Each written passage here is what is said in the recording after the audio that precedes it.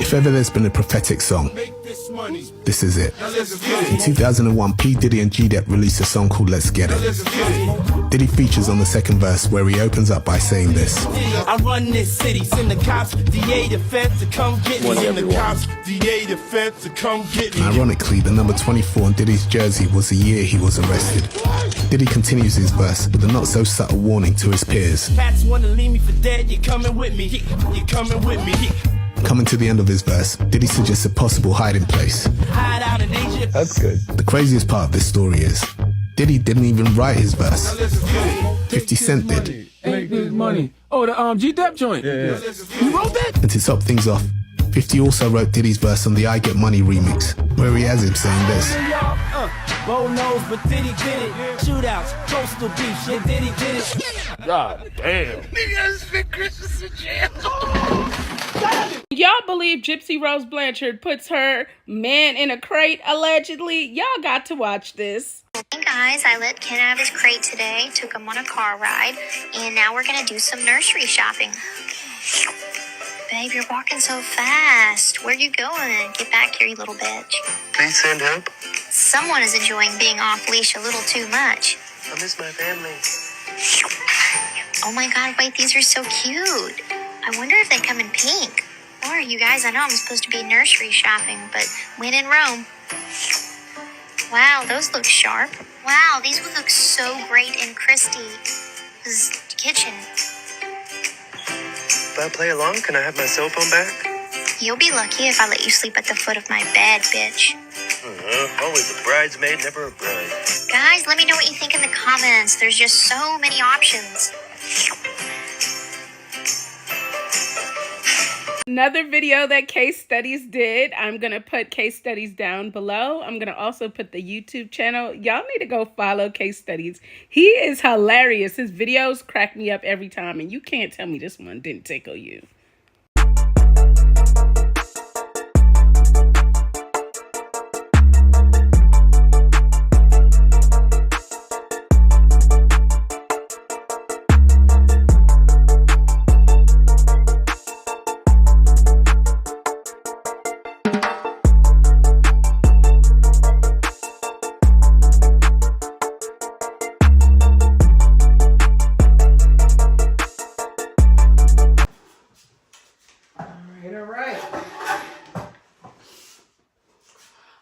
Y'all, so we're back. Okay, it's been what is this? We missed a week, which was last week. It's been a wild week. There's a lot going on last week. Yeah, so Diddy's in the feds. On the suicide watch? Allegedly. Now, there's been different theories. They say that maybe they have him under suicide watch to Epstein him. I heard that it might be for his protection. That I do think very much so. The other question would be, what's next? Who's next, right? We know Kim Kardashian allegedly has affiliations with, I mean, we've seen them. She's been very vocal. Khloe Kardashian as well. Now, the thing is for me, because it's so much, right? Is it that they're tracking down people because they're involved in illegal activities? Or are we just really seeing like how much of the people that we see every day are involved with the stuff that he was doing? Right? Like they're not going to come after Kim Kardashian for, I don't know. Yeah, they are. Okay, so she was involved. I mean, he has RICO maybe. charges. This is, anytime you have RICO charges, it's an organized crime, right? So they're going to take down multiple people. They're not going to take down just one person. But they're not taking him down because he went to a Diddy party. No, and I think that's where people are kind of like missing it. Right. People are like, oh, this person took a picture with him. It's in an office, and they're like, well, that probably means like, yeah, it's not that. Listen, we're not pulling out trampolines here. We're not jumping to anybody's conclusion. It's either going to be this is what it is or it's not. Because it's 30 years. He's been affiliated with a lot of people. So that's right. And you have to think, he wasn't just a music mogul. And I think a lot of people are missing that part. He was actually diverse in, you know, he had an education. Mm-hmm. He went to a private school. Mm-hmm. You know, he also went to Howard for like a year, allegedly. Mm-hmm. Well, no, he did go to Howard for a year for sure. Mm-hmm. So he's not just what one would deem as just a rapper. Like, he was diverse, and he moved around in different social circles. And I think that that is very important for people to really understand, is that he did move in multiple different social circles. Yeah. But you know what? I want people to understand something about New York City. In New York City, people came to New York, you know, via the boat and things. You had different cultures that came over. Where the mafia and things like that came about, why that's the template to where New York City was built, is because people came here and they weren't going to rely on the government to get them a job or feed their families. So they formed little networks in order to get things done to feed their families. So the initiative that people had in terms of like forming together and working together as groups had a good basis for it, but it spilled over into when you had to get into illegal things to get the money, right? And I think especially for music, because I think the issue that a lot of people are missing when it comes to this is that they're just thinking, oh, these are just rappers, or artists, like, how could it come to this? Yeah. A lot of hip-hop and rap that came out of New York City was built on drugs.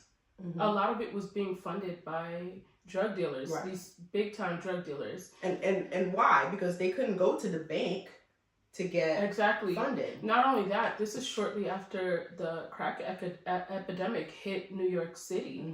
That was one of the most ravishing things to see, you know, hit the streets. I mean, look how many men were incarcerated behind that. Yeah, like, look how many, you know, and that was, this is where it became a way for, you know, the inner city kids that didn't have that much to start rubbing shoulders and elbows with people that they never thought that they would. Right. It was a way out. It was right. It was a way out. It brought them into something that they didn't really see for themselves. It exposed a whole nother world to them. Yeah. And, you know, music brings people together. Yeah. Right? It doesn't matter like what walk of life you're from. Music is something that makes people feel good. Yeah. And so it opened them up to other people, more diversity, you know, brought them out the city. It allowed them to travel, to go on tour. You know, now they were getting passports and going out the country. It was something that everybody wanted to be exposed to and never knew if they would, and it allowed them those opportunities. And because it was heavily funded by drugs, at the end of the day, everything always circles back full circle.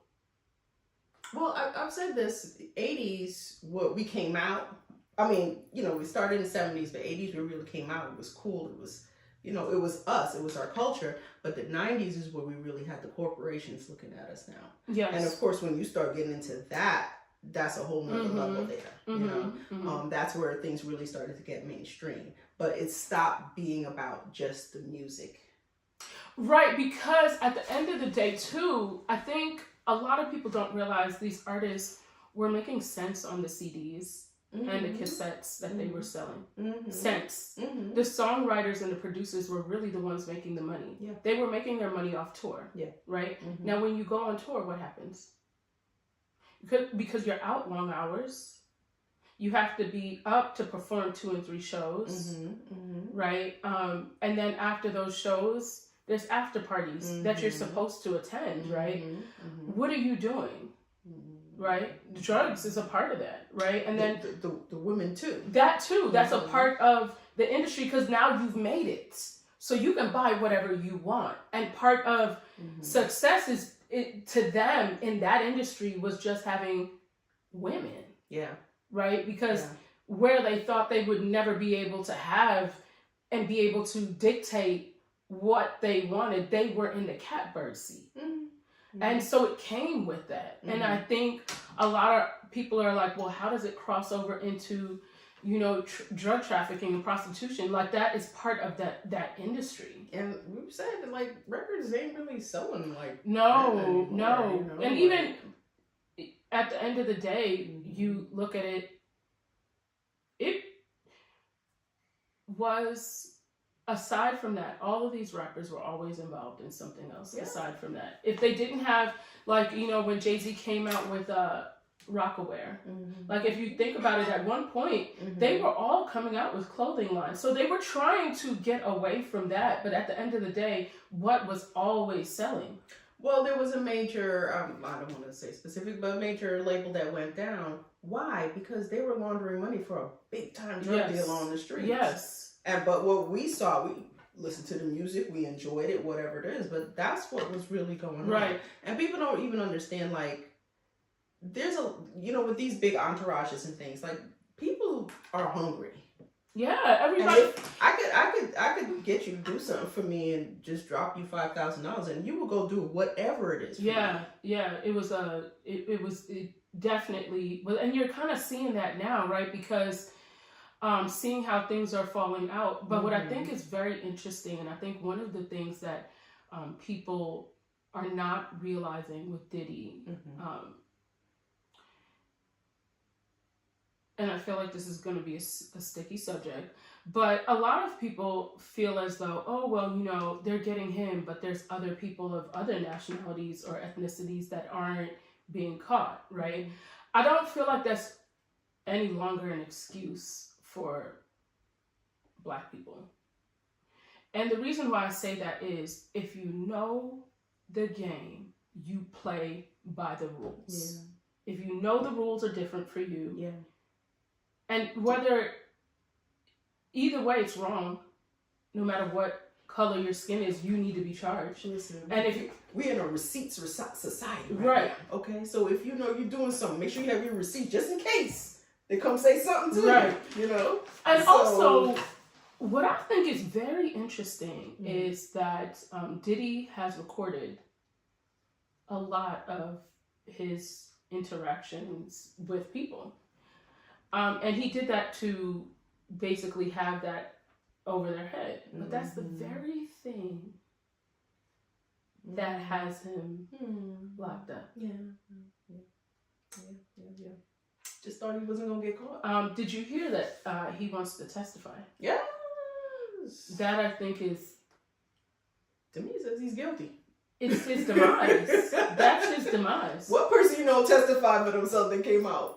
Yay, success, because I testified. Not only that, I think, first of all, his attorney is questionable to me. I mean, I think the things that you would look for in a defense attorney, first, I don't want my defense attorney all over TMZ.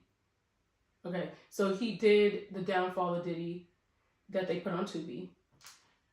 That, I think, is highly inappropriate when I'm facing federal charges. Because anything you're saying could incriminate me.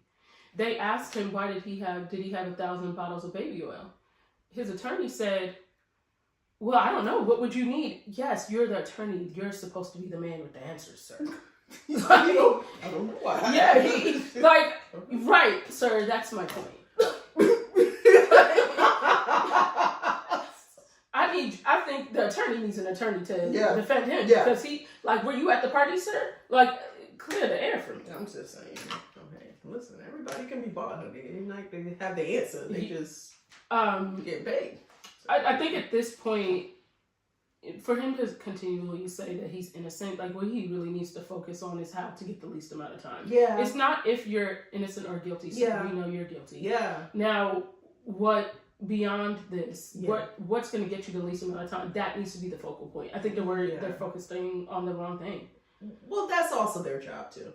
And the federal prosecutor on this case is Damian Williams. He's a Jamaican. And you see, he came out with the marble glasses, honey. That man said, I'm about my business and I'm going to nail you. Okay. Listen, when he come out with the marble glasses, honey, if he does, that's a name for himself, honey. So and coming straight out the yard. I'm saying. Okay.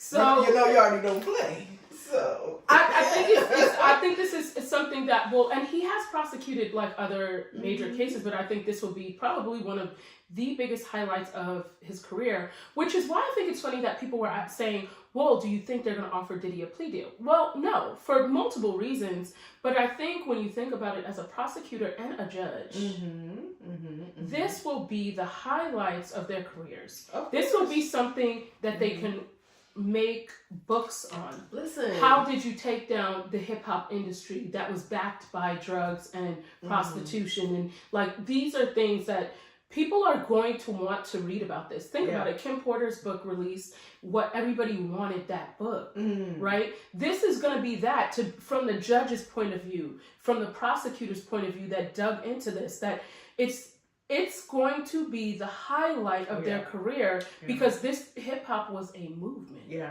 And hip hop came straight out of New York. I'm not going to be surprised if he's going for mayor or governor. Oh, yeah. I will not be surprised. No, after this. But also, remember, Giuliani was someone that was respected. And that's why I say it's not a black-white issue. Like, no, it's not. Start going into especially in New York. And I think that's where people get it confused. It's New York. It's not the South. Yeah. Right? Yeah. Where I think Diddy started playing in murky grounds is when he started going to Florida. He started going to LA. He started, because now you are forgetting what you are. Yeah. Right? Yep. And I think that's why Kanye always said, at the end of the day, I'm still a black man in a coupe. He knew what it was. Like, he was never confused. But I think Diddy was put on such a pedestal that he literally forgot. Yeah. But I was going to say with Giuliani, he also came up the same way, because at the time he was the person the prosecutor that cleaned up New York. Took care of the mafia. He was the Italian that stood up to the other Italians, Yes. So that's what I'm saying. Like, this is going to be bigger than. Oh no, it's going to be much bigger. And I think a lot of people that think it's going in New York specifically, it's going to be more of a racial thing. They're missing it because New York is, yes, there's some racism in New York, right? Yeah. But it's not like what people perceive it to be, because it's not the South. No, it's not. It's not the same. Yeah, at all. Yeah. This was and is an organized crime. Yeah. And like you said, they've taken down the mafia. And you have to understand, they took down the mafia, honey. And it's not just Italian mafia. It's the Jewish mafia. It's the Irish mafia. And you have to understand, like what I was saying with your community, you work within your community to get things done. But the underbelly of these communities, they work with each other. And that's where you also get things done. So that's where I'm hearing where, the politicians and all that other stuff, they get in the mix of things. Well, for the mayor to get arrested, not arrested, he indicted, a week and a half after Diddy was taken into custody. And Diddy, I'm sure a lot of his money is in offshore accounts under his kids' names, which is why the kids had to surrender their passports. Well, they didn't have to, but they did it to help, I think, possibly get him a bond. Yeah. Right? Yeah. And I think the fact that the mayor is wrapped up in offshore accounts and money laundering, that should tell you a lot. I hear a lot of people are saying, "No, it's this is political." It's not that. Yeah. This was a long time coming, and what people fail to realize is they were investigating Diddy for 10 years. I mean, they started the investigation, as in the federal government began to look into him 10 years ago. And they're looking back 30 plus years. That's why I said they didn't roll up to his house. For them to say they subpoenaed that Miami hotel back to 2008, that tells you, they look, and I'm telling you, they said they wanted, if there was room service, if there was anything delivered there, any phone calls, they want the records, they want everything coming out of that from 2008. That is some diligence. Have you questioned it? Damn, did I run across Diddy? You know what I'm saying? Or one of his partners? Like, because that literally the fact that they were looking that far back. Yeah. But you know what I wanted to say? He been doing this for a long time, right? And he been literally bending men over, sticking and ducking for a long time. I didn't know to that level. I'm gonna be honest. I knew that the man liked all flavors of chocolate. Ice cream. Okay. Yeah. I did know that. But did you hear when what's the guy's name? Corey from That's So Raven. You know what I'm talking about. When he asked him, someone asked him, do you think that you can be in Hollywood without drugs? He said, yeah, that's easy. And he said, but you gotta say no to Diddy. And they were like, oh, so you mean if you bring your girl to a party, he gonna try to get... He said, no, he don't want that girl. He wants your ass. He said, and if it's a new booty in the building, Diddy's gonna get that new booty. The expression is called, you got